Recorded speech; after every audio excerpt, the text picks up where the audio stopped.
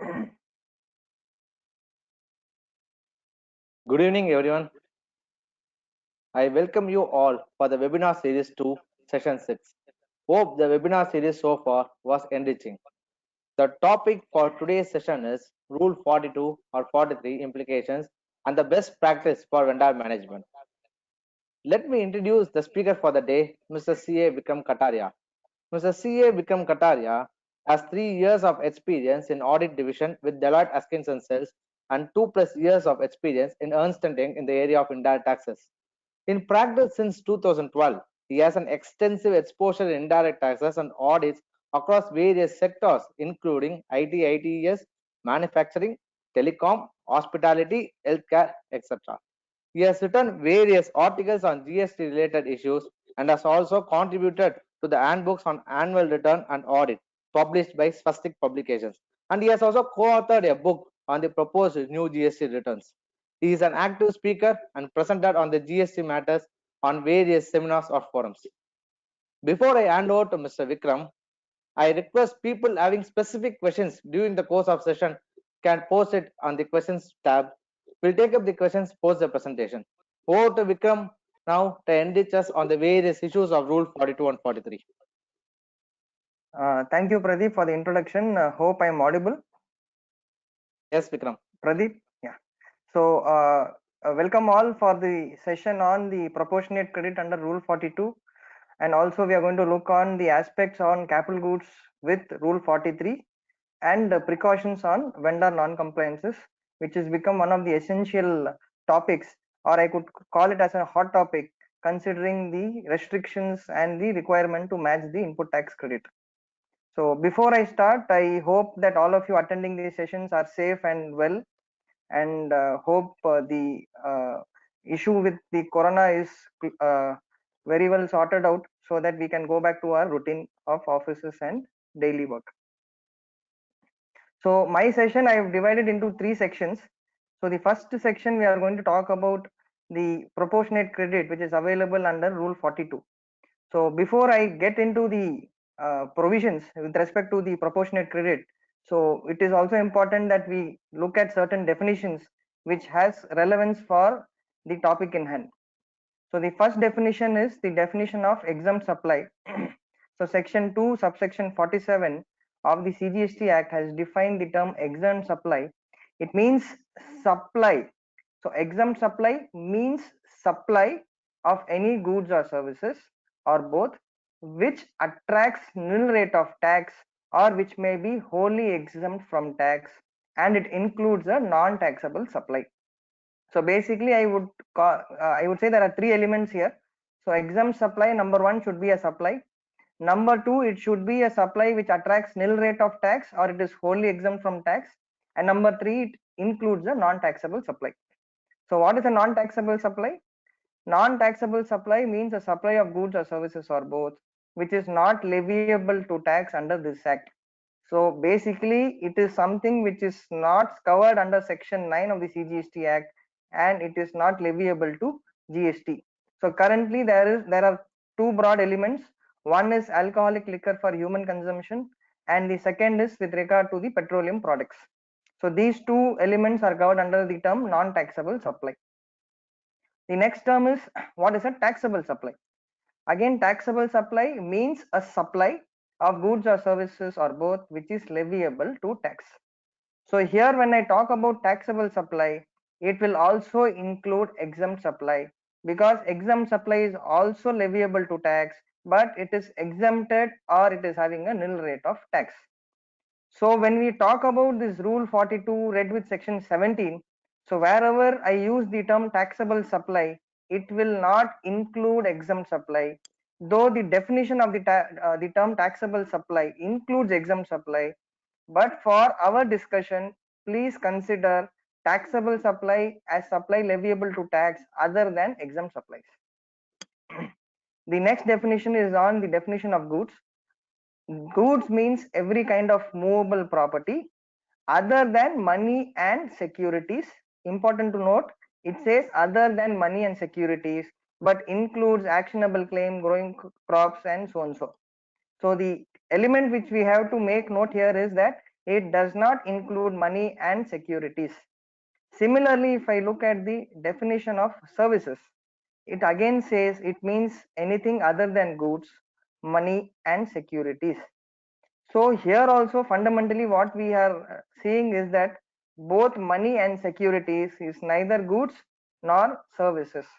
So why this particular definition is relevant, probably when I come to the applicable provisions, I will highlight what is the discussion point. So going ahead, generally we know that section 16 is the provision which enables availment of credit subject to various restrictions. Section 17 is the provision which talks about availment of credit to the extent it is attributable to business or towards taxable supplies. So if I read the specific definitions, section 17(1) provides that any goods or services which are used partly for business and partly for other purposes, credit shall be restricted to so much of ITC as attributable to the purpose of his business. So it talks about a goods or a service which is used partly both for business as well as for other than business purpose.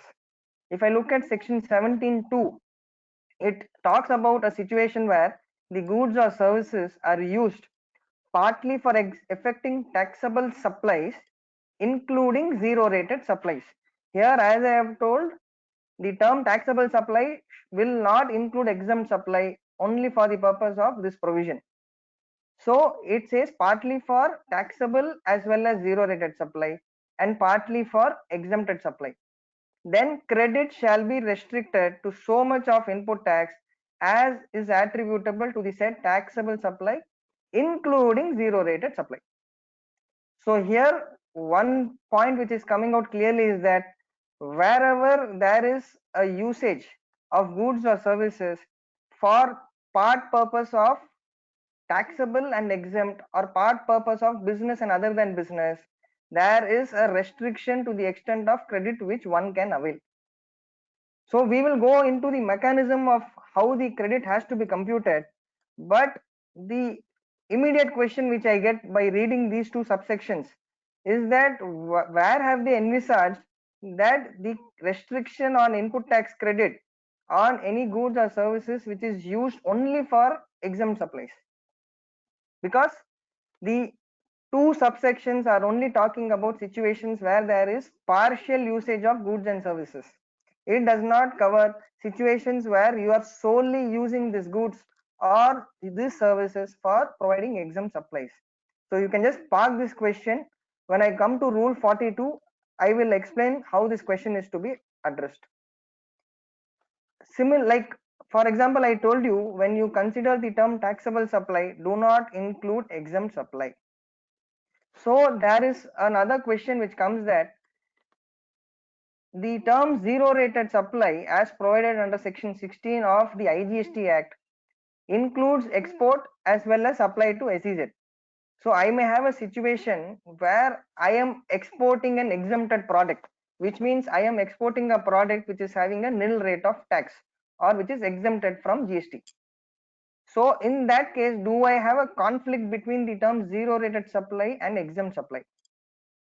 So more specifically, if I look at section 16(2) of the IGST Act, it carves out an exception for the purpose of availment of credit in respect of zero rated supply, notwithstanding that such goods are exempt supplies.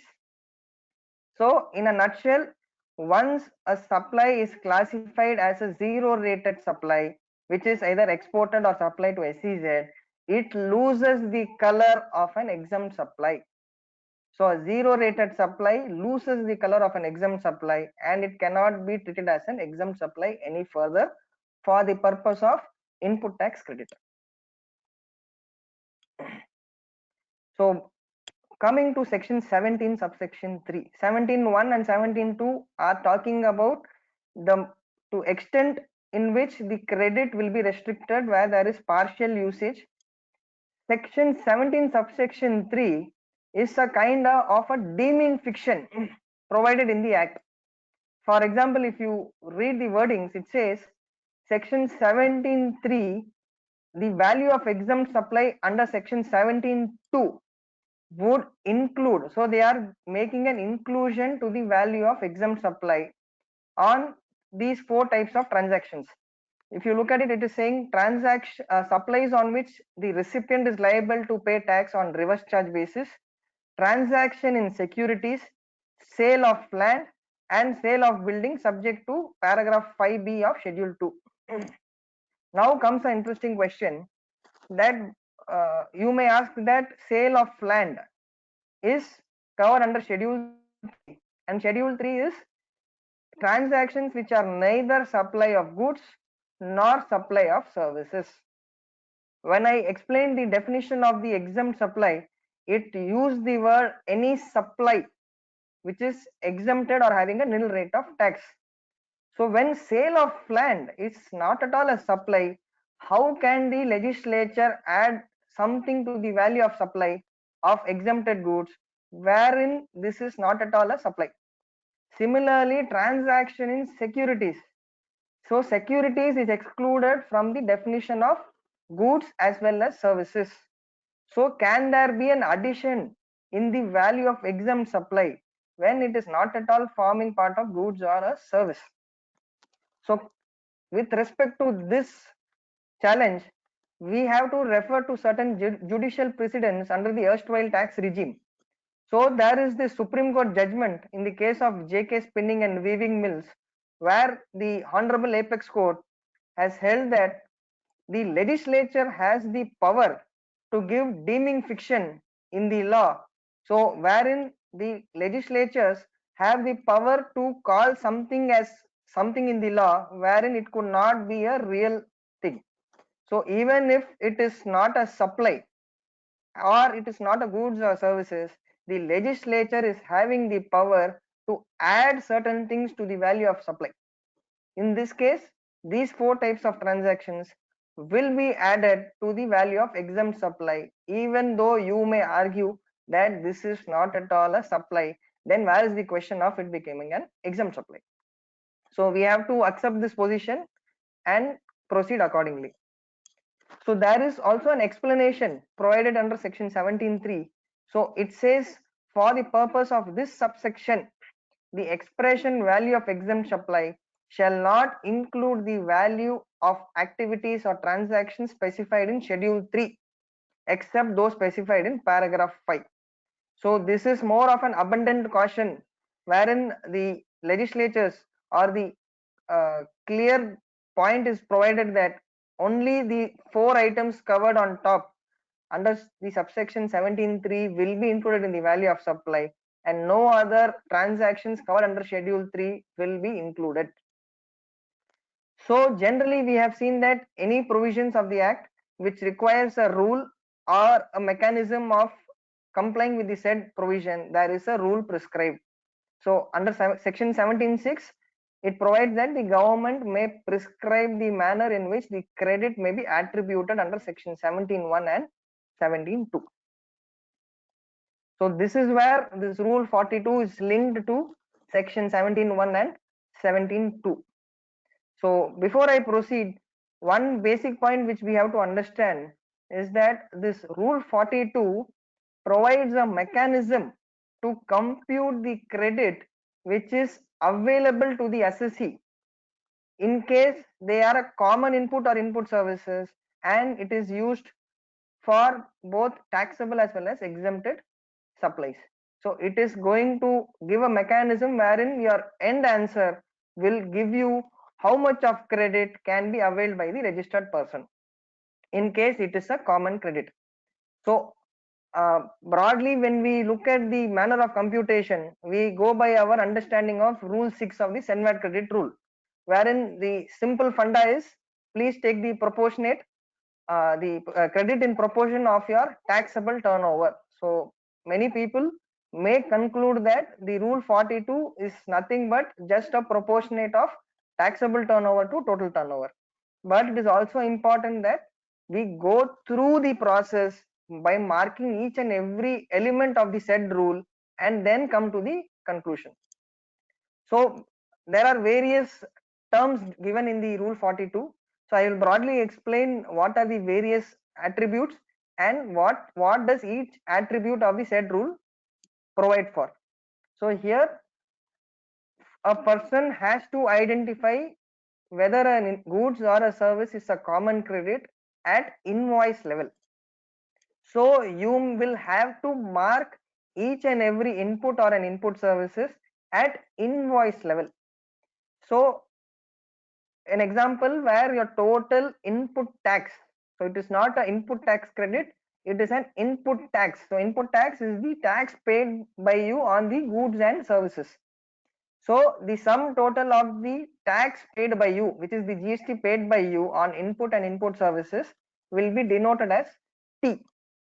So that is the larger bucket. Now we have to eliminate certain parts of it to arrive at the common credit. So when I keep eliminating, so there are elements which we have to consider. So the first element is that input tax attributable to input and input services intended to be used exclusively for the purpose other than for business. Now I have a question in hand as to what will qualify as other than business. Can I say that doing a CSR activity is other than business?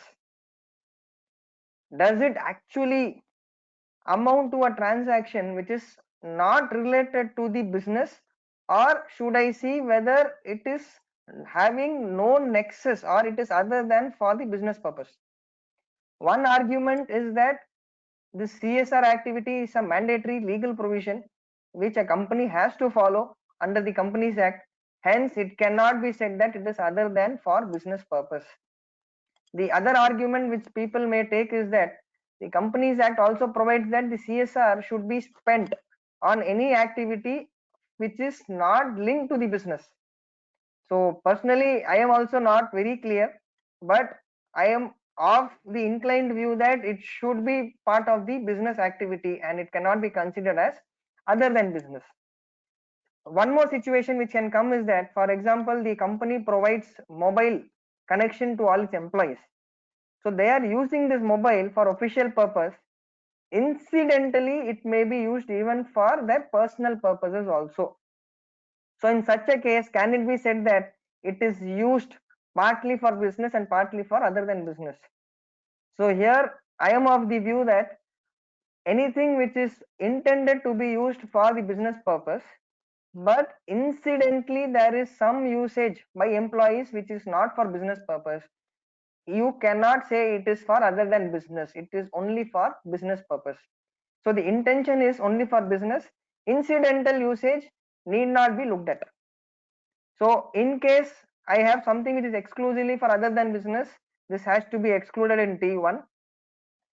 T2 is any input or input services which is intended to be used exclusively for effecting exempt supplies.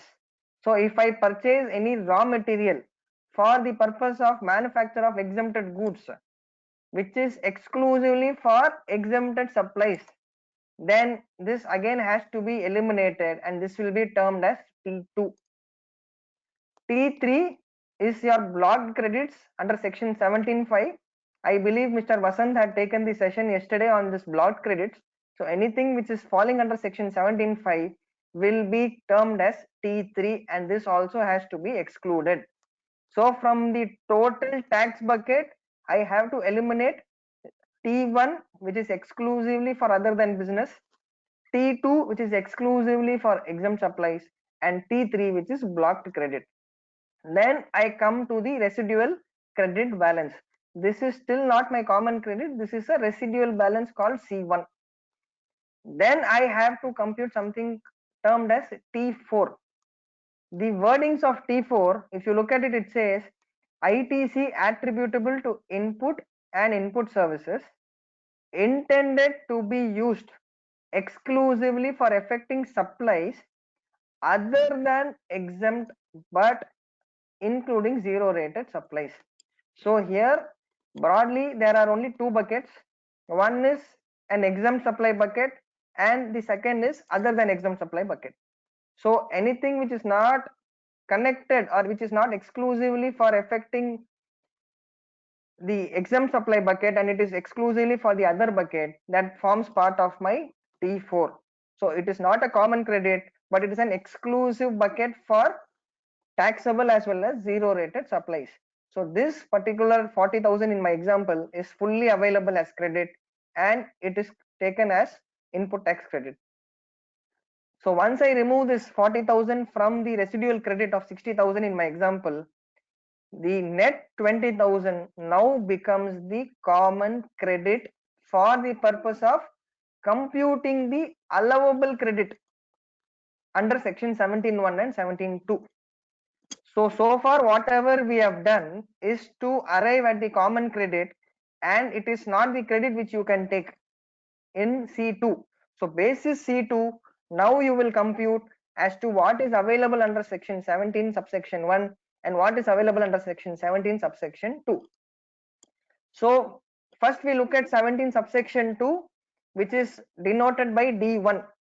So D1 is computed in the proportion of your exempt turnover. So that is the restriction on the credit which can be availed. So D1 is a simple formula like a CENVAT credit rule, rule 6, which is exempt turnover divided by total turnover in the state into the common credit which has been arrived in C2. So on a plain reading, some people may get a doubt that F, the denominator F, talks about total turnover in the state. So does it mean that I should not consider the interstate supply turnover? Should I not consider the export turnover? Comes the question, because the plain reading people may come to a conclusion that it is turnover in the state, but there is a specific definition under the CGST Act which says turnover in the state will include supplies made within the state, supply made interstate, and will also include export of goods or services.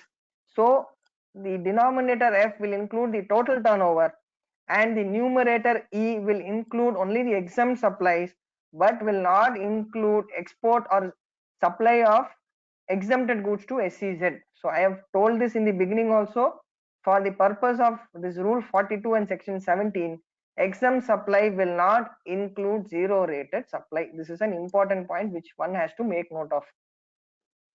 Now comes, so once you arrive at D1, so that is a credit which is attributable for exempt supply, which is the common credit attributable towards exempted supplies. Now you have to compute D2.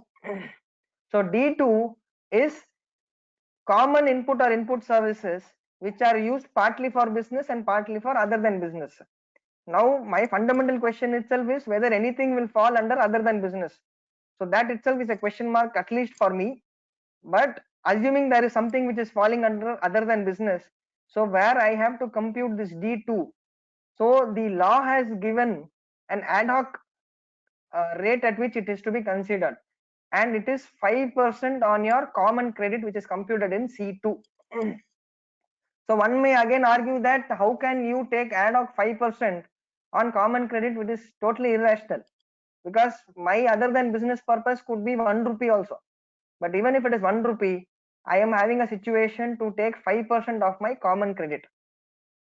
Another challenge which comes up, if I look at the scheme of this computation under rule 42, this D2 will be computed only if you have a common credit, and you will have a common credit only if you have an exempt turnover. So if I take a situation of two companies wherein one company does not have exempt turnover and the other company has exempt turnover, so the first company which does not have an exempt turnover, for them the common credit under C2 will be 0, because there is no common credit between taxable and exempt supplies. So there the common credit in C2 is 0. So there the question of reversal under D2 will also be 0. Parallelly, if I look at a company having exempt supply, this company will have to do a reversal under D2 because it is a 5% reversal on the common credit. Now we have looked at the manner in which the common credit is computed, which is C2, the manner in which the restricted credit to the extent of exempt supply is computed. The restriction with respect to other than business is also computed under D1 and D2. The final credit which a registered person can take on common input and input services will be computed under C3. So C3 is nothing but common credit minus your D1 and D2. So this is the manner in which it has to be computed. So I know many of you will be little confused that what is this, so much of T1, T2, T3, and it is looks like more complicated than the algebra which I have studied in mathematics. So in fact it is not a complicated computation. It is only a logic which is flowing, wherein I start with the total input tax on common input and input services. So please note, it is only on common input and input services, which any items which are specific for exempt supply, which are specific for other than business, all gets excluded under T1, T2, T3 as well as T4. So the common credit is what is arrived in C2. This common credit has to be subtracted, or it will be reduced to the extent of D1 and D2. So simply put, common credit less restriction on exempt supplies, less restriction on other than business.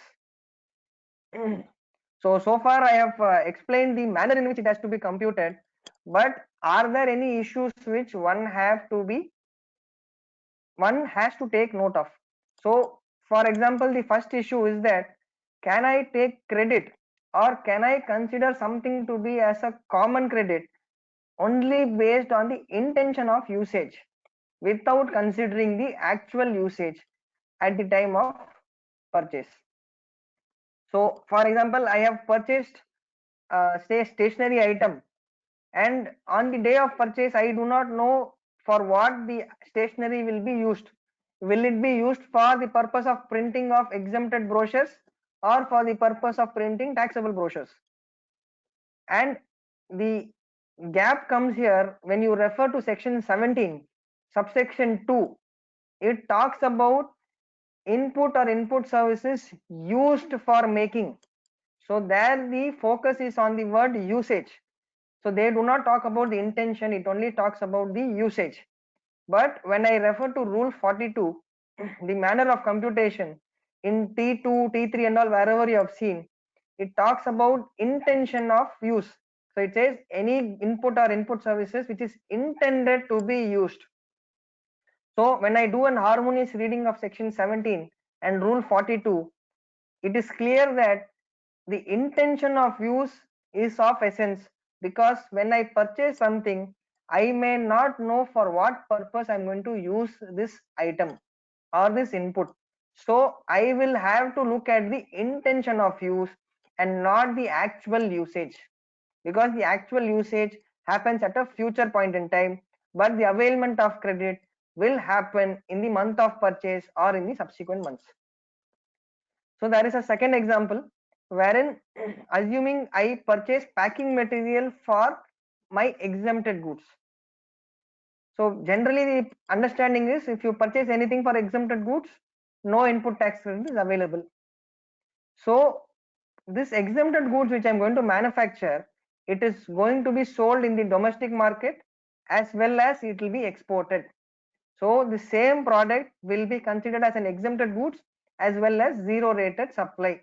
So as I have explained, once it becomes a zero rated supply, it removes the color of an exempt supply. So credit will be available on zero rated supply. But how do I know today how much of this will be used towards domestic sale and how much of this will be used towards export sale? So in this regard, the intention of use is again of importance. So the packing material purchased by me will be considered as a common credit under rule 42, and the eligibility of input credit on the packing material will be based on the turnover of taxable supply. So it is irrespective of the number of packing material units I use for exempted goods. It will only be computed based on the ratio of taxable turnover to total turnover. If you remember, I actually parked one question. I actually skipped or missed the question in section 17.2, that where is the restriction on input or input services which is solely used for exempt supply. So though the section is not specifically having the restriction, the manner of computation under rule 42 is eliminating credit on input and input services exclusively used for exempt supply under T2. So the clear indication is that one will not be eligible to take credit if it is used only for the purpose of exempt supply. So I have answered the question which I have missed to answer when I was discussing on the computation in rule 42. Sorry. The next question is, many a times there are few people, or I would say few experts, who have given a view that can a person take a position or a argument that the computation under D1, which provides for turnover based allocation of credit, sorry, can it be done under any other mechanism? For example, I have a factory and the factory is of 1 lakh square feet.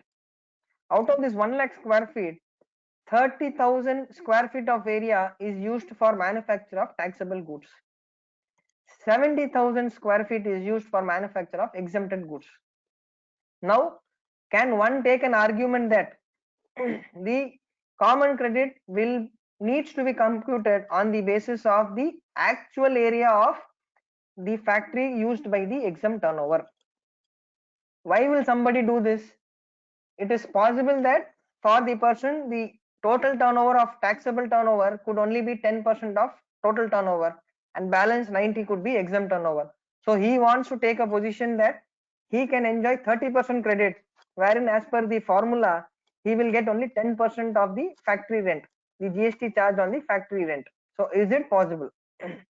So there, if you look at the judicial precedents, again going back to the erstwhile Senvat credit rules, so the Mumbai Sestat in the case of Jet Airways have held that if the Senvat credit rules prescribed a particular manner in which the common credit and the allowable credit has to be computed, you have to strictly follow only that rule. You cannot follow any other mechanism other than what has been prescribed. Similarly, in some other context, the Supreme Court has held that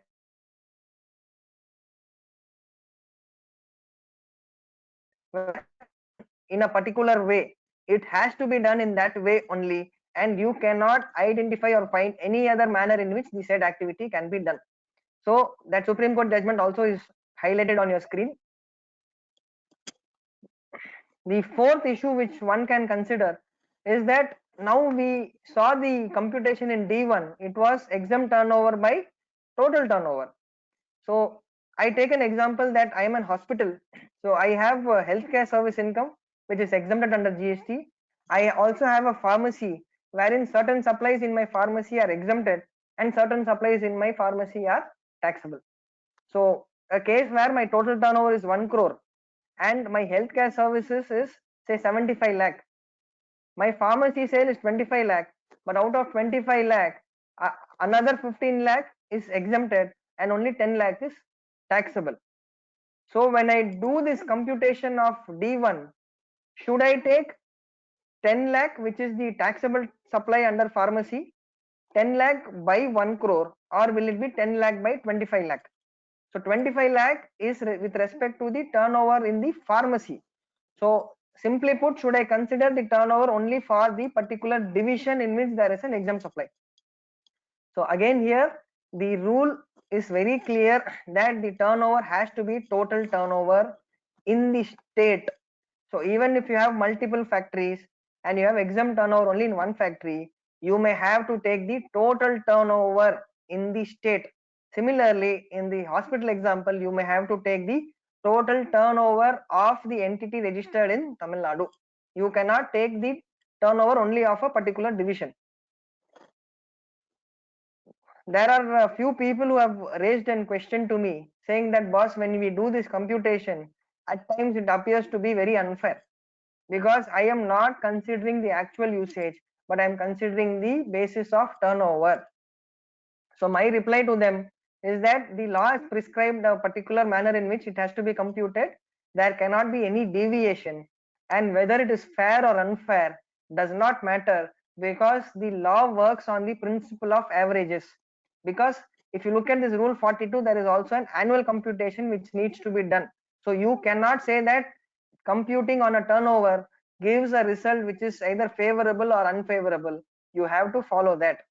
Another comparison is that if you look at real estate sector, the government has specifically provided a sub rule 3 wherein the computation for real estate sector for proportionate credit is done on the basis of carpet area and not based on the turnover. So only real estate has been excluded for computing on the turnover basis from 1st April 2019. So we will look at it in the next slide.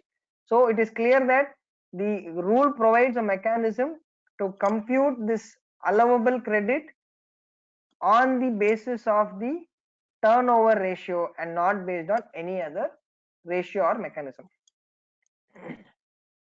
So further, if I look at rule 42.2, there is an annual procedure which one has to follow.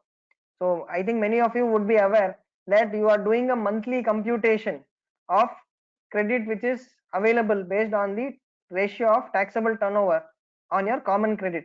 So government has said that once you complete the year, you have to do an annualized computation, and the result of it could be in either of the two.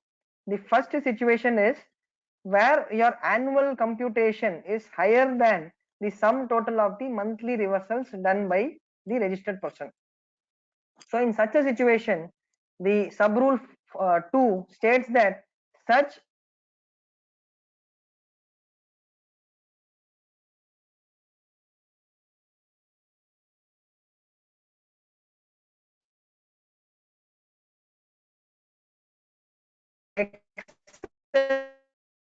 amount or such shortage in reversal will have to be reversed by the registered person in form GST 3B or through form GST. The law everywhere Vikram. where they have used the concept Vikram. of, yes Pradeep, Your voice was breaking for the last 30 seconds. Hello? So can you repeat it? Your voice was breaking for the last 30 seconds. Okay, Sir, you can switch off the webcam. is it audible now? Bandwidth issues. Maybe you Okay. can switch off your webcam. Yes. Okay, Pradeep, is it audible now? Yeah, Vikram. Hello? Yeah. So Yeah, okay, I'm yeah, coming back to the annual procedure.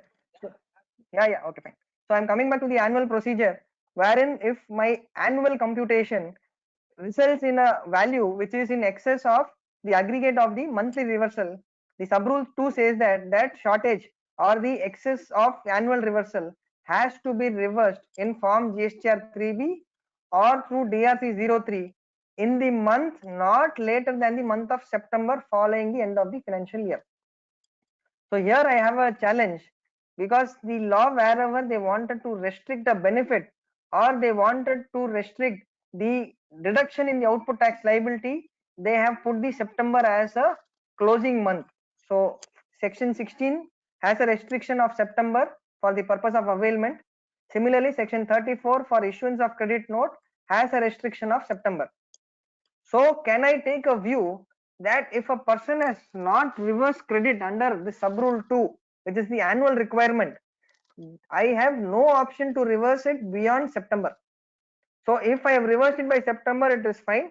But if I do not reverse it by September, do I have an option to still reverse it, or I can take a position that reversal is not required? So the literal reading or the plain reading of the provision gives this view, but we have to be very careful, because the courts, the Supreme Courts have held that whenever a literal interpretation of a provision leads to absurd results, then such literal interpretation shall be avoided. You have to look at the intention and the purpose for which the said provision is framed. So here, though they have made a drafting error by saying that not later than the month of September, even in case of payable, one may have to still go ahead and make the payment. So there we advise that the payment is made through DRC 3 if it is done beyond September. Similarly, if the annual reversal is less than the aggregate of the monthly reversal, which means a person has reversed on month basis and the sum total of that reversal is in excess of the actual reversal required on the annual basis, so the registered person shall re-avail the credit, but here the restriction of September will apply. So here I cannot take the argument which I am taking on the first scenario, because here it is a benefit which is restricted. So courts have held that legislature has the power to restrict, put conditions and restrictions on any benefit available to the assessee. So for when it is a payable, there appears to be no time limit, and when there is a case of re-availment, then the time limit will apply. Pradeep, hope I am audible. Yes, Vikram, go ahead. Yeah. So I will now give you a snapshot on the specific provision on real estate which is provided under Rule 42. If you recollect, I had made a mention that the law of averages and the specific provision for real estate sector, where the computation does not work on turnover basis and it is purely based on the carpet area of the flats being sold. So now this challenge came up in the department, that there was a feeling or a sense of discussion that the real estate sector is actually enjoying more credit when you do the computation on turnover basis. So the original law from July 2017, it was same for all sectors. Then with effect from 1st April 2019, they decided to have a separate mechanism of computation for real estate sector. So let us understand why the department and the government chose to have a separate manner of computation for the real estate sector. Now, major concern for the department is that in case of real estate sector, where the project period or the construction phase could be across 2 to 3 years. So if I have a project to construct 1000 flats and the project will span across 3 years, then during the initial phase of the project, the amount of expenditure and the investment will be significantly high. So for a real estate company, until the time they receive this completion certificate or so-called occupancy certificate, any amount received by them will be considered as a taxable supply and exempt supply will be zero. So only after I get the completion certificate and any unit which I sell and the entire consideration is received after the date of completion certificate was considered as exempt turnover in Rule 42. So all real estate companies enjoyed huge credit in the initial phase of the project where the amount of credits were high. So this was one of the concern. Another concern was there were certain units or flats which were never sold. Even after I received the completion certificate, certain units were never sold. So unless and until the units are sold, it never formed part of the exempt turnover. So again, the department saw that it is an anomaly and they decided that the mechanism for reversal by the ratio of turnover will not work out. So they said, you please consider the carpet area and not the turnover. So this requirement was introduced with effect from 1st April 2019. But again, the challenge was when they introduced this new requirement, they said all ongoing projects and projects which commence from 1st April 2019 will have to follow this requirement. So in my example, where I have started a project in 2017, which goes across 3 years. So 17-18, 18-19 and 19-20. So 17-18, I had no requirement to reverse because my completion certificate was received only in 2019, say August. So I never had the requirement to do any reversal because my exempt turnover was zero. So section 17.2 was never applicable to me in 2017-18 as well as 18-19. Now this particular requirement says that all ongoing projects as on 1st April will also be covered. So my project is still going on in 2019. Does it mean that I have to again follow this new requirement? Because here the computation is done on a month-on-month basis, but the final computation is done only once the project is completed. So is it unfair on me that when I have already complied with the law for the preceding 2 years, you are putting a new requirement on me to do the reversal based on the carpet area as part of my final computation? So here, if we refer to some of the erstwhile case laws, in the case of the Daiichi Karkaria, the Supreme Court have held that once a credit availed is indefeasible, more so when there is no provision in the law for reversal, unless the credit has been taken illegally or irregularly. So once I have taken a credit which was allowed at that point of time and there was no requirement for me to reverse, then that particular credit becomes an indefeasible part of my credit ledger. So 2017-18 and 18-19, my exempt turnover was 0, so I enjoyed full credit. Now this new requirement introduced in the rule cannot take away the rights or the benefit given to me in the preceding year. So one can take a view that ongoing projects as on 1st April 2019 will not have to follow the new requirement to do the final computation for the entire project. So here the real estate sector, if you look at in the initial phase as per this new rule, the formula is the same. It is E by F, wherein E is not the value of exempt turnover, it is the carpet area of units which will be considered as exempt. So initial phase there could not be much of exempt turnover unless and until the promoter of the project has mortgaged some number of units with the bank at the start of the project for the loan. So unless and until the project is completed, the promoter cannot sell those units. So those units will be considered as exempt exempted supplies in the ratio of the carpet area of those units. So once I complete the project, all such units plus any units which I have sold after the completion certificate, where entire consideration is received after the completion certificate, and any units which are unsold at the end of the project will also be considered as exempted for the purpose of the final reversal under rule 42(3). So under both the situations of 42(2) and 40,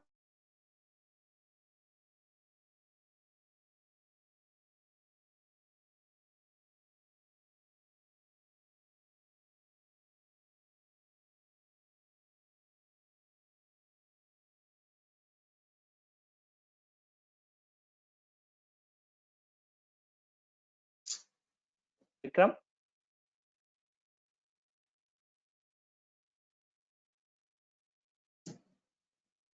Vikram? Kindly bear with us. I understand there's some technical glitch with him. Kindly bear with us.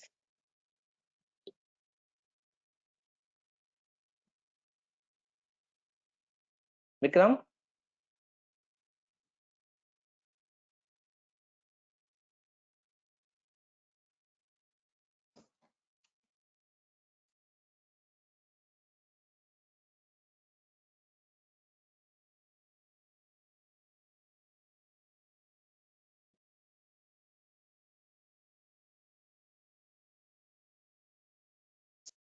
Sorry for the inconvenience caused participants. Give us 2 minutes to rectify the issue, please.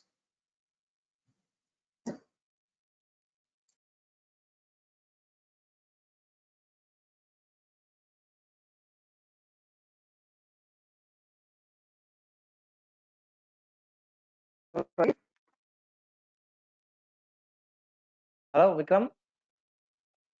am I audible now? I just lost Yeah. connectivity. Yeah, you're audible now. Okay, so one of the challenges of coronavirus is also this challenge of connectivity working from home. Okay, so I was audible till that interest portion, Pradeep. Yes. Yeah. So we Last go into the second session or the second part of the session. Yeah. last 30 seconds, maybe you can. So we go into the repeat it. second part of the session. Okay, so the interest, so one may do a planning in a way wherein you do the computation of the annual reversal in the month of March itself, so that you avoid unnecessary interest exposure if there is going to be an additional reversal done in the subsequent month for the previous financial year. So now we look at the capital goods and what are the essential or the key provisions with regard to reversal under Rule 43.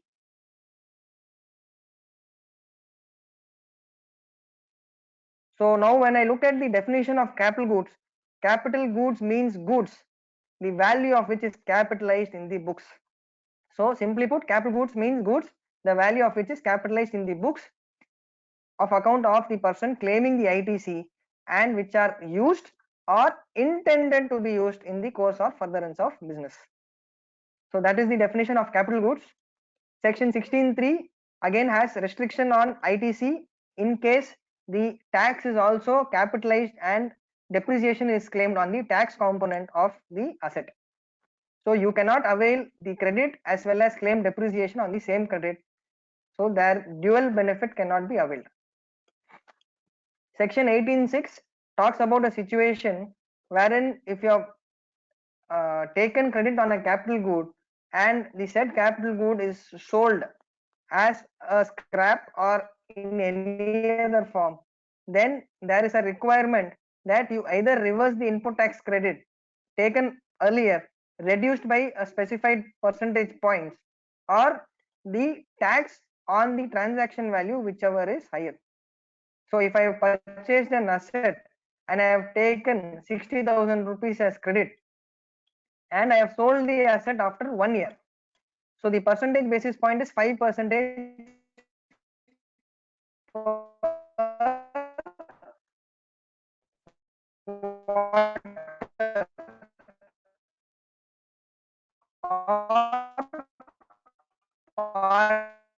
Vikram, Vikram, I have to and balance 80% of 60,000 Vikram. needs to be reversed. So 80% of 60,000 will be around 48,000 rupees, and the balance. Hello. Vikram. Again, it was breaking. So can you repeat last 1 minute? Am I audible? Yeah, now you are audible. Okay, just give me a minute.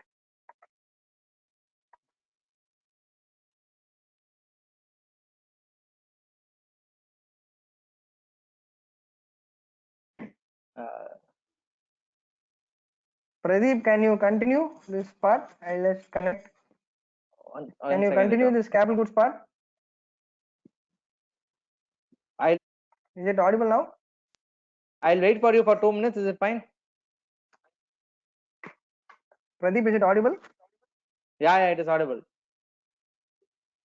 Okay. It is audible now. So this section 18 subsections, section 18 subsection 6 is giving a situation where a capital goods on which credit was earlier availed is being sold subsequently, then the amount of tax which needs to be paid will be higher of the amount of credit already availed less 5 percentage points per quarter, or the tax which is computed on the transaction value whichever is higher.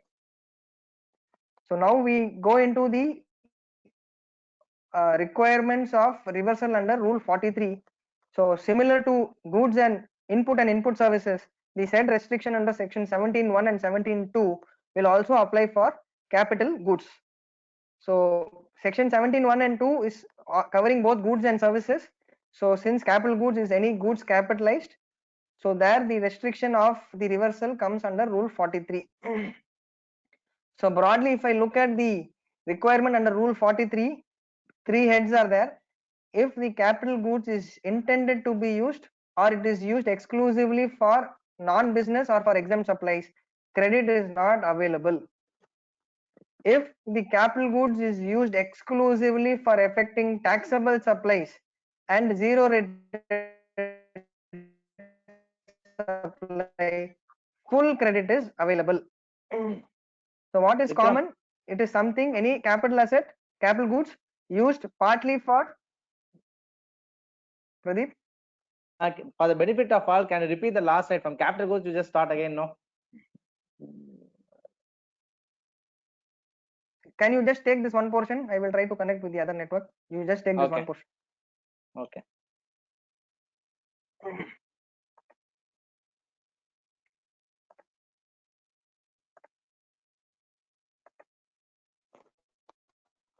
Sir, sorry for the technical glitches in the last 2 minutes. So let me take through the portions of capital goods. So section 219 defines capital goods means goods, the value of which is capitalized.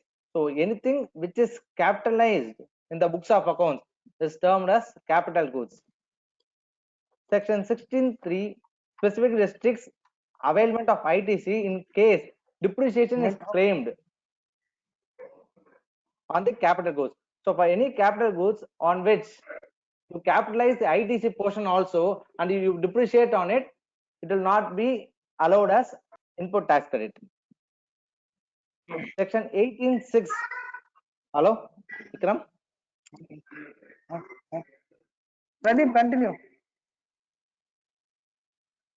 Section 18.6 of the CGST Act states that in case of supply of capital goods or plant and machinery on which ITC has been taken, the registered person shall pay an amount equal to the input tax credit taken on the said capital goods or plant and machinery reduced by such percentage as may be prescribed. So the such percentage is that 5% which is prescribed in the Rule 43, or the tax on transaction value, whichever is higher. So let me tell you with an example. So for example, if you have taken an ITC on capital goods, say amount of rupees 1 lakh, and it has been used for say 1 year, so that is 4 quarters. So the depreciated value of that ITC will be 80,000, and you are supplying that capital goods for a value of say 10 lakhs, and the tax portion on it is 1.8 lakhs. So in that case, the value of tax to be disclosed is 1.8 lakhs or 80,000, whichever is higher. Explanation. I'm audible now, Pradeep? Yeah, it is audible. Yeah. Okay. So broadly, that Rule 43 in case of capital goods, so where it is used commonly or intended to be used commonly for both the taxable as well as exempt supply, or partly for business and partly for other than business, the provision of Rule 43 will get attracted. So prior to 1st April 2020, so in case there was a situation where originally I had intended to use the asset only for the purpose of exempt supply, then subsequently I decide to use it as a common asset for both taxable as well as exempt supply. So in this case, the rule provided that you have to reduce 5% basis point for 5% of the input tax credit per quarter and avail the balance credit as a common credit for the purpose of Rule 43. So by virtue of this, what happened was, in my example where I have used the asset for 1 year exclusively for exempt supply, and in the second year I decided to use it for both taxable as well as exempt supply. So the earlier provision said that out of 60,000 rupees, you exclude 12,000 rupees and consider 48,000 as the common credit for the purpose of Rule 43. So when I do a monthly reversal, what happens was I used to take 48,000 as the common credit divided by 60 months, because under Rule 43 they have considered the life of the asset to be 5 years, which is 60 months. So I used to get a common credit per month of 48,000 by 60, whereas the computation should have been 60,000 by 60, because the life of the asset, overall life of the asset, cannot go beyond 5 years.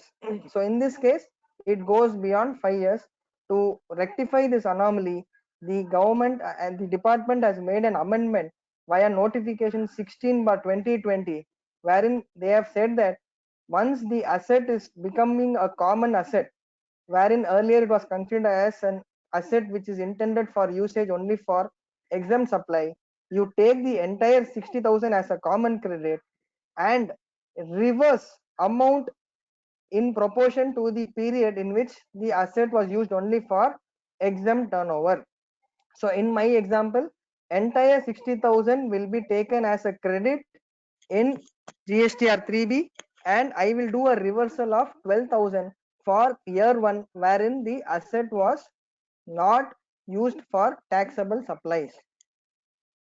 So here there comes a question is that if I have if the asset is used after the time limit prescribed under section 16, so first 2 years this asset was used exclusively for exempt supplies only, and in the third year I decide to use it for both exempt as well as taxable. In such a situation, can I take a view that the rule 43 allows me to take the credit, but the restriction under section 16 has an overall time limit of September, and thereby I am not entitled to take any further credit. So there appears to be a conflict between section 16 and this particular rule 43. The computation is pretty simple in the way it is drafted, but many of the people whom I discuss appear to have nightmare in preparing this computation. So computation is simple because you don't have to go through the pain of T1, T2, T3, C1, C2, C3 like what we did in rule 42. The simple computation funda is that you arrive at the per month credit of the asset, which is the total credit of the asset divided by 60 months. So that becomes the common credit, and aggregate of this per month credit per asset becomes the total common credit, and the amount of credit available to the assessee is actually taken. If you look at the manner of take availment of credit, the entire credit is taken in the month 1, and you do not avail the credit over a period. So entire credit is availed in the month 1. The reversal is done over a period of 5 years. So in this case, every month I have to identify the per month credit of all the common assets and arrive at the proportion of exempt turnover to total turnover on such common credit. So here I will have to do a reversal on a month basis over the life of the asset, which is considered as 5 years in this rule. So there can be a situation wherein the assessee does not have turnover in a particular month. So does it mean that the assessee need not do any reversal? Because the formula is proportionate of exempt turnover into the per month credit of the common capital goods. So there is a specific provision in the rule which says that where you do not have a turnover in a particular tax period, you take the turnover of the recent tax period which is available. So there cannot be a case where you do not have a turnover and don't follow this requirement of reversal. You have to go back and take the recent period where such turnover existed. So now we will look at some issues with regard to reversal of capital goods under rule 43. So whether the for example, I construct a boiler in my factory. So when I construct a boiler, there are n number of inputs and input services which go into the construction of boiler. So when I take around 2 to 3 years for construction of boiler, so what will be the date of the capital goods from which I need to take 5 years? So there rule 43 has specifically provided that the life of the asset has to be considered from the date of invoice. It is not from the date of your capitalization. This boiler which I take 2 to 3 years for construction, the capitalization will happen only after I commence the operations of the boiler or once the boiler is constructed fully. So when I purchased input and input services over a period of 3 years, how should I consider the computation under rule 43? So here a view which is coming out is that you have to consider the invoice date of each and every purchase and apply the principle of rule 43 for each and every item of the input and input services gone into the construction of the capital goods. So the next point which comes up for consideration is, can I consider the intention of usage, again similar to rule 42, to determine the eligibility of credit? So merely by looking at the intention of usage, because at the time of purchase, again, I may not be 100% sure whether it is going to be used for only taxable or only for exempt. So if I have an intention that this asset is also going to be used for taxable supplies in addition to exempt, I will consider this as a common asset, avail entire credit in the month of purchase, and do this monthly reversal over a period of 5 years. There may be certain months where I may have only exempt turnover, but that does not matter because availment of credit is in month 1 and reversal happens over a period of 60 months based on the proportion of exempt turnover. So rule 42 is an availment, and on the basis of proportion of taxable turnover, and rule 43 is a mechanism wherein you avail full credit and then do a monthly reversal. So another aspect which comes up is that if I do a reversal on a month on month basis, is there a requirement to do an annual reversal also? So here there is no requirement for you to do an annual reversal. It is only a case where you take full credit in the month of purchase and do monthly reversal over a period of 60 months along with interest. So when I do a reversal in month 2, I have to pay interest for month 1 month. So when I do a reversal, because the first month of availment you will reverse for 1 month, so there is no question of any interest. The second month when you are reversing, you have to pay interest for 1 month. So as and when the number of months increase, the interest also will increase.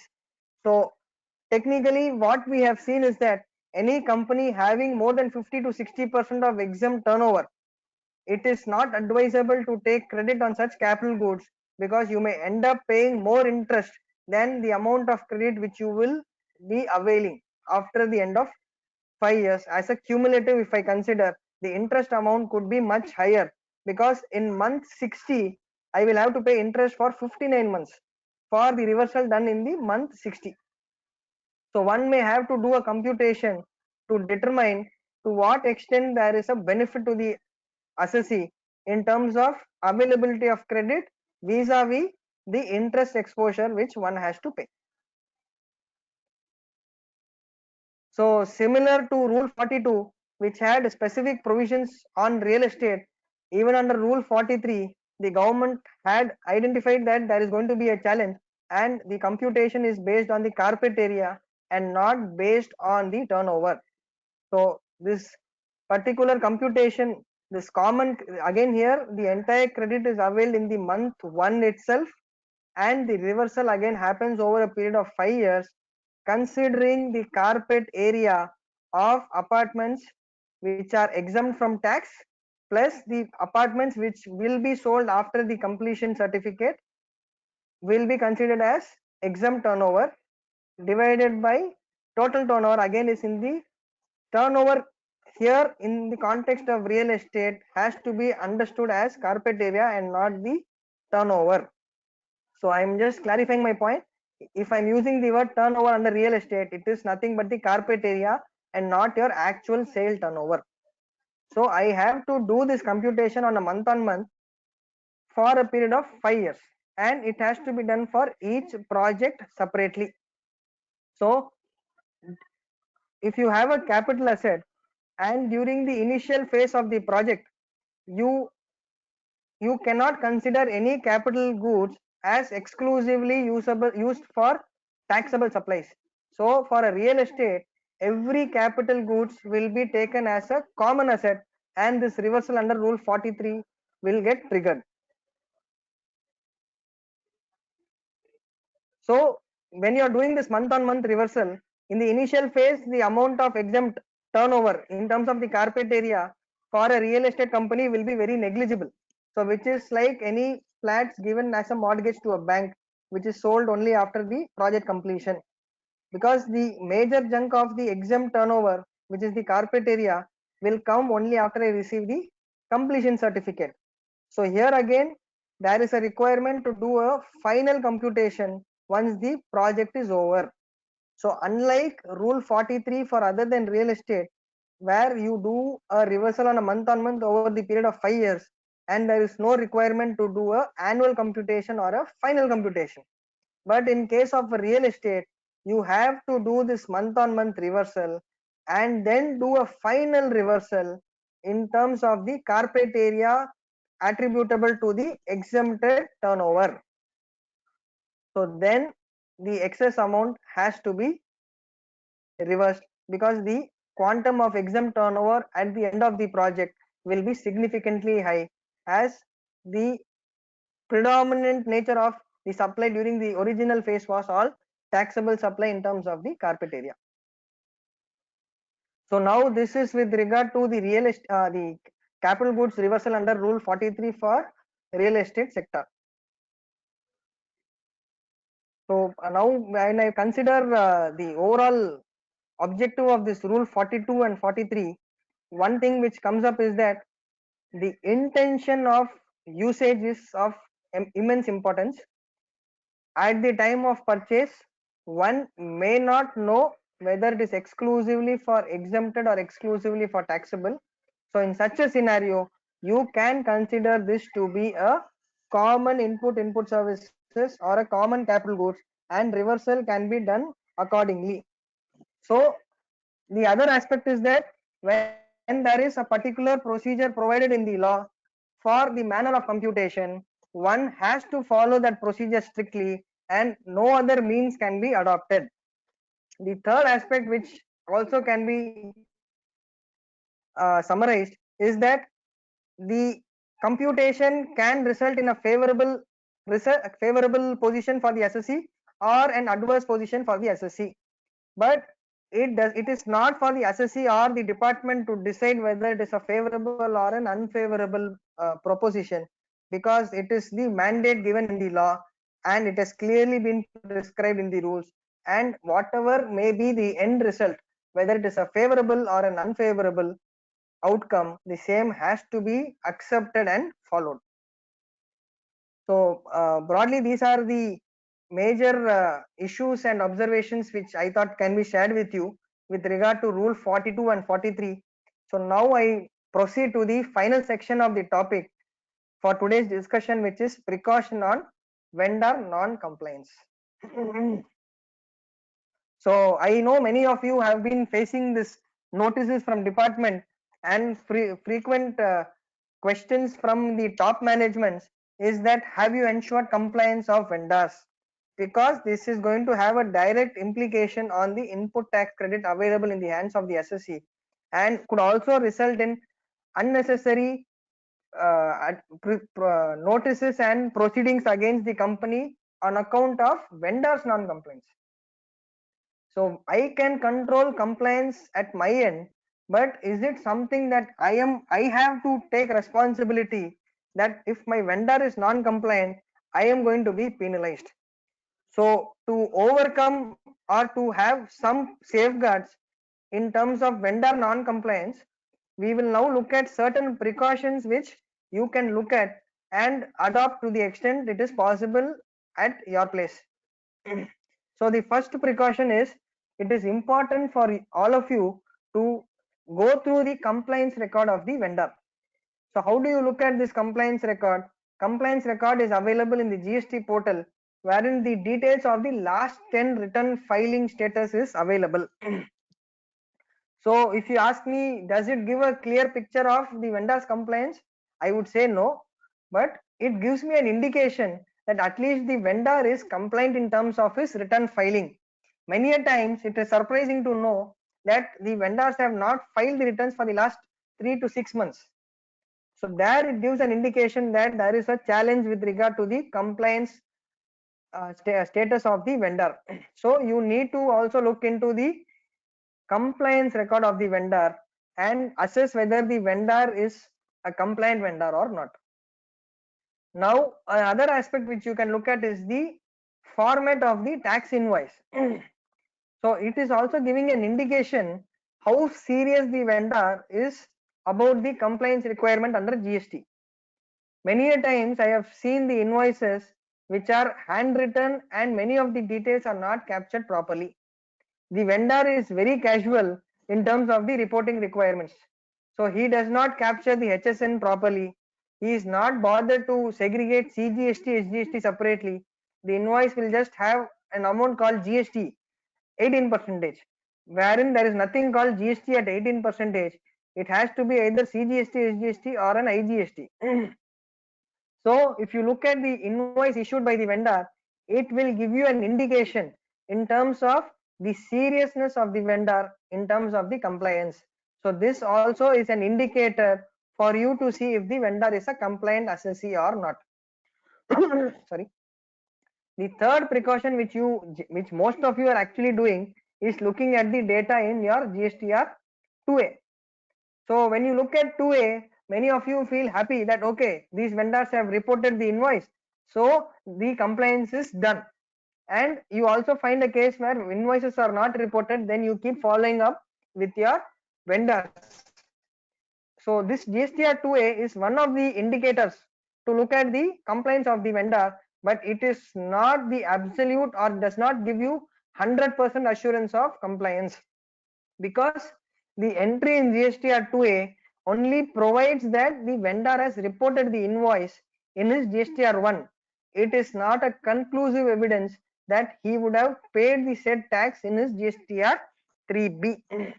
So for the purpose of matching under rule 36(4), 2A is very much required. It also gives you an indication that vendor has reported this invoice in his GSTR 1 as part of a compliance requirement, but the condition under section 16 is still not known, because you will not know whether he has paid the applicable tax in his 3B. So this is only an indicator and also for the purpose of rule 36(4), but not a conclusive evidence of payment of tax by the vendor. So another aspect which I think is now gaining momentum and importance among industry is this aspect of vendor rating. So many of the places where I have done this vendor rating, we have got certain shocking results. So when we do this vendor rating, we actually define various risk parameters. So the risk parameters could be the risk of the industry from which the vendor is coming. So generally certain industries are highly risk prone in terms of GST compliance. So those particular industries are red flagged, and any vendor from that particular industry has to be verified in detail to ensure compliance is in place. Another aspect is whether the vendor is a sole proprietor or a company. So it is only an rating based on assumptions of various parameters. So wherein a sole proprietor may not have the process, procedures and the SOPs in place. So it is all based on the individual's discretion. Whereas a vendor who is a company, the comfort is that they will have certain set of SOPs and procedures in place. So the risk will be comparatively less as compared to a sole proprietor or a partnership firm. So this risk assessment is critical in terms of assessing whether the vendors are having a high risk parameter or they are falling under the low risk parameters. One more aspect which is only a safeguard, and again it is not a conclusive evidence, is that can you look at obtaining a declaration or a certificate from a chartered accountant of the vendor, because when departments are going to come at your place for audits, they will again challenge that how will you prove the tax has been paid by the supplier. So there could be cases where the vendor has reported the supply in his GSTR 1 at a later month, but he has paid the taxes, applicable taxes in his GSTR 3B. So the officer will show you the 3B versus 1 of the vendor as a comparative, wherein the tax has been paid in April 2019 as an example. If I take in the GSTR 3B, tax has been paid in April 2019, but the vendor has missed to report it in his GSTR 1 of April. So he has reported this said transaction in May 2019. So if the officer is going to show you comparative data of May 2019, he will come to the conclusion that there is some shortfall in 3B. Hence, it is assumed that your particular invoice has not been, the tax against your invoice has not been paid. So as a safeguard, just as an additional evidence, I can make this ground of submission that the certificate from the vendor or from the CEO of the vendor gives a comfort that tax has been paid in the particular month, which is April 2019 itself. Another aspect, which you have to consider is to amend the terms of the contract with your vendors, because you cannot continue to have the same wordings which was there in the erstwhile regime, because there was no onus on the recipient to prove that tax has been paid. So you will have to have certain clauses in the agreement which cast the liability on the supplier to compensate the company in case there is going to be any loss of input tax credit on account of non-compliance by the vendor. Now, in case you have purchased goods from vendor, you can also verify the e-way bill generated by the vendor and ensure that the compliance level and the accuracy of data is at the highest level, because in case there is an incorrect entry in e-way bill, this could also have a problem in terms of compliances at the vendor's end, and you may have to ask the vendor to ensure that there is no case of non-compliance. So also ensure that the attributes or the details captured in e-way bill are matching with the details of the invoice. So wherever the next point is, wherever you feel there is a vendor who may be a risky vendor, but you need to have procurements from that vendor, because it becomes a necessity for the business to operate. So though he is a high risk vendor, or there are some challenges with the compliance for that vendor, you may still continue with that vendor, but it is advisable that you may seek for a bond, indemnity bond from the vendor, to safeguard your future risk. You may also have a option wherein while making payment to the vendor, the GST amount is put on hold and only the principal amount is paid to the vendor unless the said invoice is reflected in GSTR 2A. So there the argument which may come is that if I do not make payment within 180 days, there is a requirement to reverse credit. So it is better to hold the amount and reverse credit, which is not going to be the entire tax amount. Say I have purchased goods for 100 plus tax of 18. 118 is the total invoice value. I make only payment of 100 to the vendor. 18 is on hold. Does it mean that I have to reverse the entire amount of 18 after 180 days? Answer is no. You need to consider that there is some portion of tax in the 100 rupees which I have paid to the vendor. So I have to prorate the amount of 18 withheld by me, which is going to be 18 into 18 by 118. So which could be around 2 rupees is what I need to reverse. And ultimately, once I pay the tax to the supplier, I am entitled to re-avail the said credit. So please ensure that there is also a mechanism to hold back the GST amount in case the invoices are not getting reflected in GSTR 2A. Now many times I have seen certain entities or companies not taking any or not looking at the internal risk which are prevailing in the company. They are only looking at the GSTR 2A and they conclude that the vendor is a non-compliant. Many times it so happens that the credit has been availed in the wrong state. Then you sit and match the 2A data in the wrong state, it will never be available. So when you do a vendor evaluation, the internal risk also have to be identified, whether the data captured by your system is accurate in terms of the GST details of the vendor, invoice details of the vendor, whether the credit has been availed in the appropriate state or not.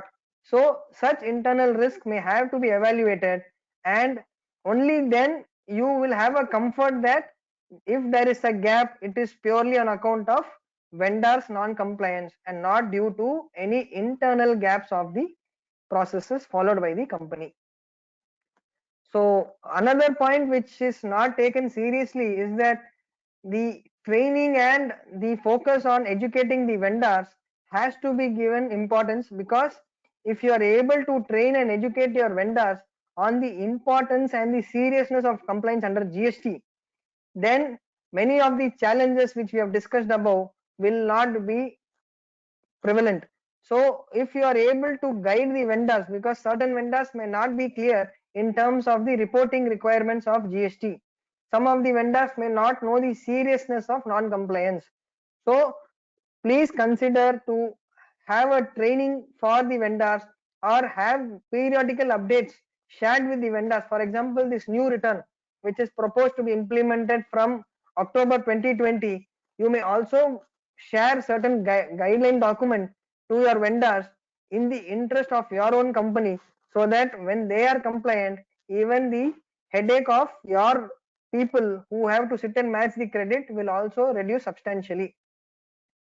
So broadly, I think these are certain precautions which can be considered in case of this concerns of non-compliance at the vendor's end. So thank you all for uh, sharing your time for this session, and apologize for the network issues because there is some challenges at this end. So hope I was audible for the last part which I have taken. Pradeep? Thank you, Mr. Vikram. You are audible for the last part, so nothing to say. And okay, thank you, Vikram, for sharing your knowledge on various issues of Rule 42 and 43. We got a lot of insights on Rule 42 and 43. Hope you all found it thought-provoking. So let us take up some of the questions actually mentioned in the chat box. Vikram. Yeah. Yes, Pradeep. The first question is that whether ITC on audit fees used for a business which has both taxable and exempt supply is subject to reversal. If yes, what is the turnover to be used for the purpose of reversal? Okay.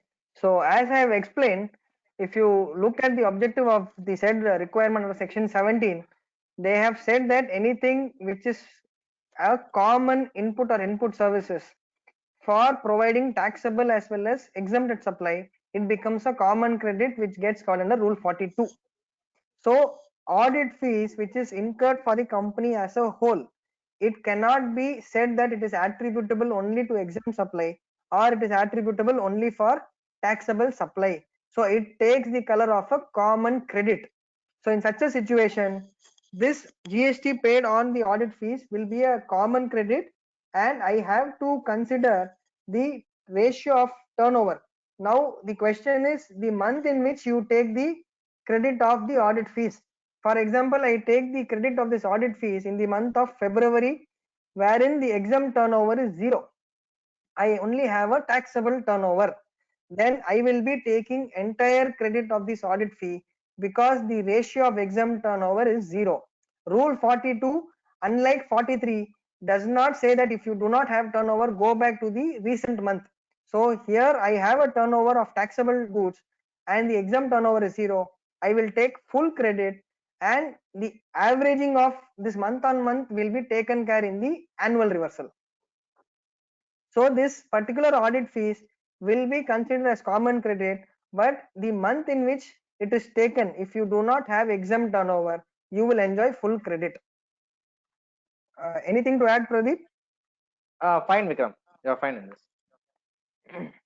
The next question is that with reference to section 17.1, practically how department would look into the possibility of goods used for personal purpose. Example, there is a good possibility of any employee to use official laptop or mobile for personal purpose also. So whether department may take a view to disavow 5% in all credits. Okay, now here comes the challenge, because even if you ask me, I am also not clear as to what will form part of other than business. But specific to this question, when the laptop is given to the employee with a specific intention for that it should be used for the purpose of business. So the intention of usage is clearly for business, but incidentally there is some element of personal use by the employee.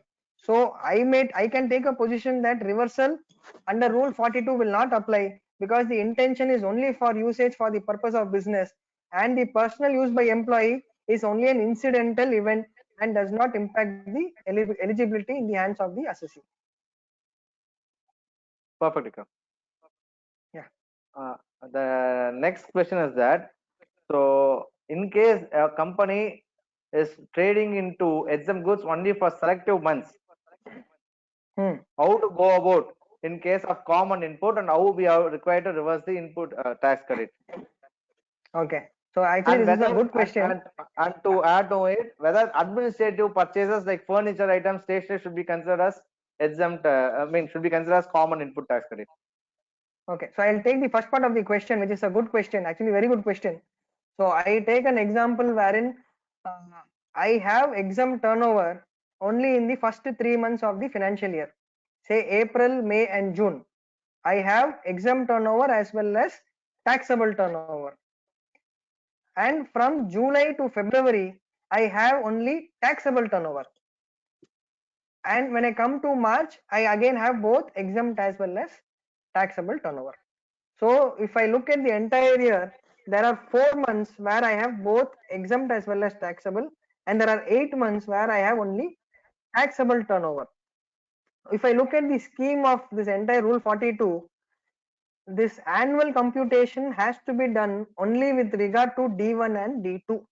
D1 is the proportionate credit to the extent of exempt turnover, and D2 is 5% of common credit. So the allocation of credit under various buckets of T1, T2, T3 and T4 is done on a month-on-month basis itself. So when I look at April, May and June, I will be following the provisions of rule 42(1), where I do this monthly computation. But when I come to July to February, I do not have any exempt turnover at all. So there is no requirement for me to follow this rule 42, because I do not have any supply in that month which is having an exempt turnover. So when I come to March, again I have to do this reversal. So with regard to the annual computation, I will consider the input and input services availed in the month of April to June and what has been availed in March, because the credits availed between July to February will not form part of my common credit, which is C2, because it has been taken in the month in which I had only taxable turnover. So this is answer with regard to the first question. Anything you want to add, Pradeep, in the first question? To just summarize what Vikram has said, so only those inputs which we have already considered for the purpose of reversal in the respective month will be considered as a common input, and there will not be any separate determination of common input for annual purpose. Yes. So I determine the nature of credit on the month-on-month basis. I am not going to redetermine the nature of the credit, whether it is a common or a direct credit. It is done on the month itself and not to be done again at the end of the year. It is only the common credit which I have already identified into the annual ratio which has to be taken. Now with regard to the second question, again similar to the audit fees, the purchase of furniture and other items will become a common credit. If you have capitalized, it becomes a capital goods, then you have to follow the procedure under rule 43, wherein you avail the entire credit in month 1 and do reversal over a period of 5 years. Fine. So the next question is that, so the value of land has been considered as value of exempt supply for the purpose of section 17(3). So whether this is considered only for the purpose of ITC reversal or for supply also. So now it is very clear that sale of land is neither supply of goods nor supply of service under schedule 3. So this is not at all a supply for the purpose of levy under GST. So they have clearly excluded sale of land. Now the challenge is that only for the purpose of reversal, the act has a deeming fiction. Now you cannot call sale of land as supply of exempted turnover. So that becomes ultra virus. So then what they have done is they have said that the value of exempt supply for the purpose of section 17(2) will include sale of land. So it is only with the limited aspect of considering the sale of land as part of the value of exempt supply and not for any other purpose. So hope I am clear on this point. Yeah. Vikram, actually, with regard to that annual reversal, your voice broke at the time actually. So some of the audience requested you to explain it again. Okay. That annual reversal part. So can you go back to that slide and I'll explain just that? go to that point. Yeah. Yes, yes. Okay.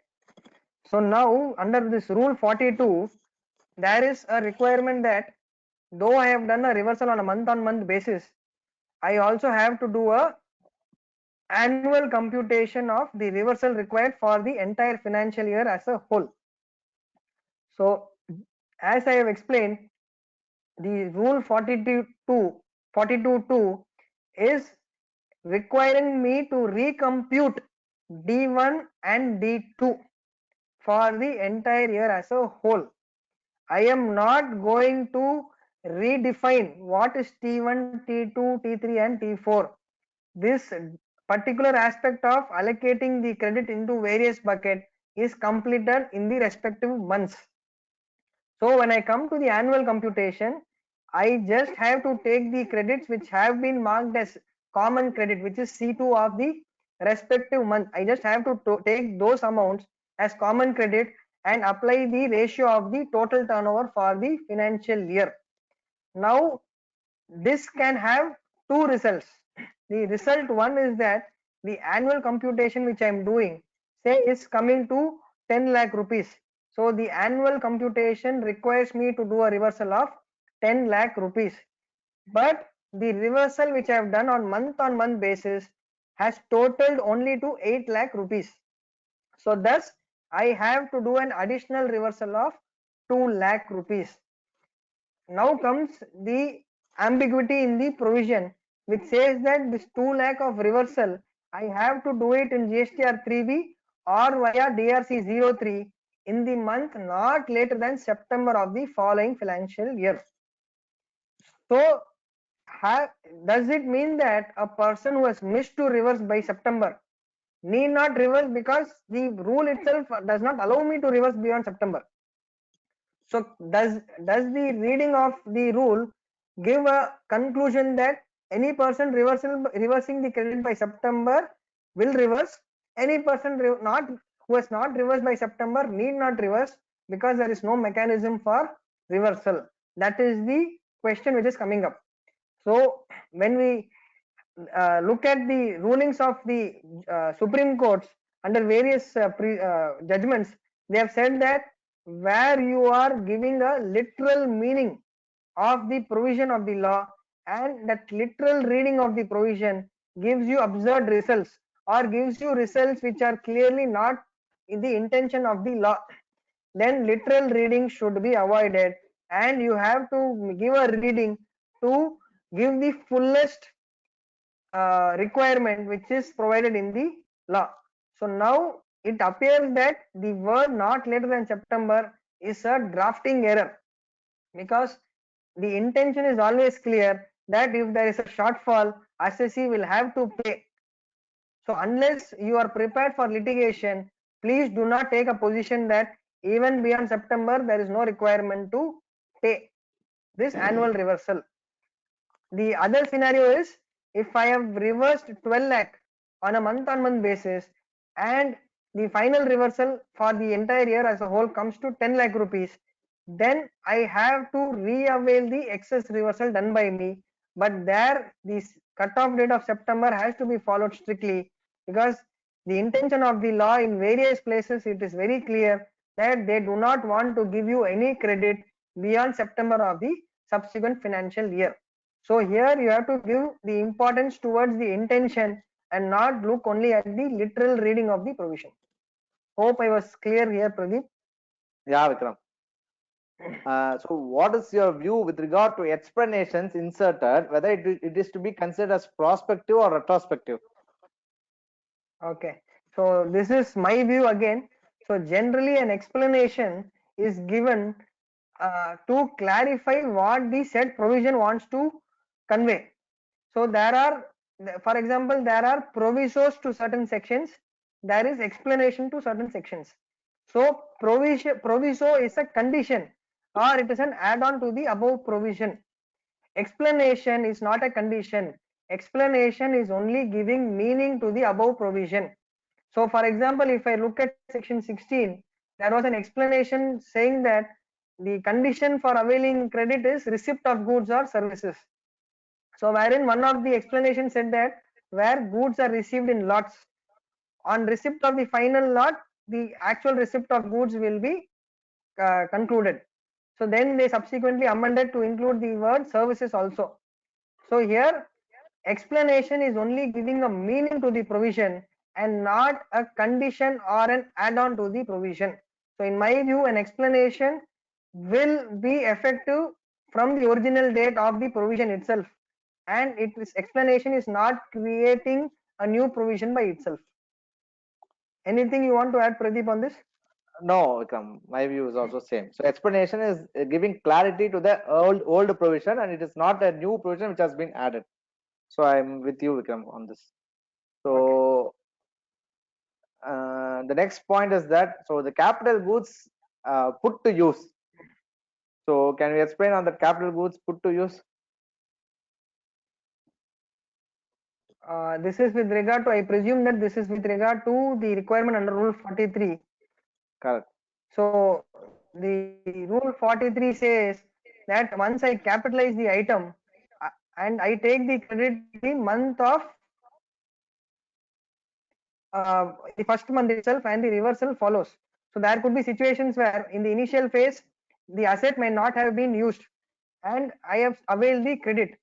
So here the proviso says that if I do not have a turnover, I have to go back to a month in which the turnover existed.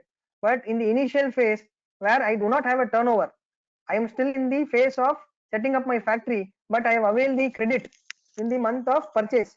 So there one can take a view that even if the asset is technically not put to use, the reversal may not get attracted because the credit is available in my hands even if I have an intention to use the said capital goods at a future date. So actual use actually does not become a condition. Intention of usage also should be considered. Perfect, Vikram. Let me take one last question. So what should be considered as value of transaction in securities? So there the explanation in the rule provides specifically that 1% of the sale value or the profit, whichever is higher, needs to be considered. So there is a specific explanation in the rule. So going by that, this 1% of sale value will be considered as transaction in securities. Though again I have said that securities does not form part of the definition of goods or services, but considering the deeming fiction, transaction in securities as a value will be considered in the exempt turnover. Okay, to add on to this point, to add on to Vikram's point, so after section 40, after rule 45 of CGS rules, there's a specific explanation which provides that the value of security shall be taken as 1% of the sale value of such security. So in that case, the value of security should be taken as 1%. So yeah, so I'm sorry, it's that's only all, 1%. There is no link to the margin. It is only a 1% of the sale value of securities. Yes, Pradeep. That's all, Vikram. Okay. So the questions which we are, all the unanswered questions will be answered and will be shared with you. So any final words, Vikram? Thank you all for joining the session, and apologies for the network challenges, which is beyond my control. So I hope to the extent it was audible to all of you, we could add some value and some new learnings were available to all of you. So we hope you are enjoying the webinar series 2, and we are able to add value to all of you in whatever way possible. Okay. Thank you, Pradeep. Thank you, Vikram. Thank you all. Thank you all.